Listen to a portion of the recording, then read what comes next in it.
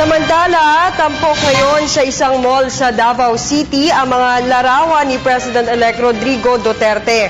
Ipinapakita ng photo exhibit na ito ang katapangan, kabaitan at malasakit sa kapwa ni Duterte sa 25 taon niya sa karera ng politika. Mula sa Davao City, mag-uulat si Julius Desamboron live.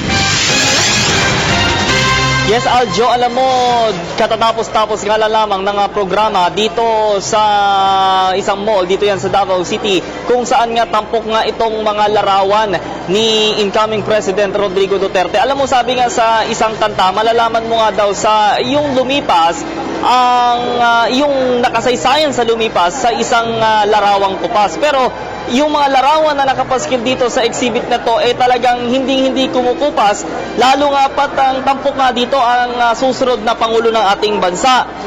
Colored printed, black and white ang makikita dito sa mismong exhibit na ito, na kung saan nga lamang ay mga kuha ito ng veteran photographer at seasoned photographer po na si Rene Lumawag.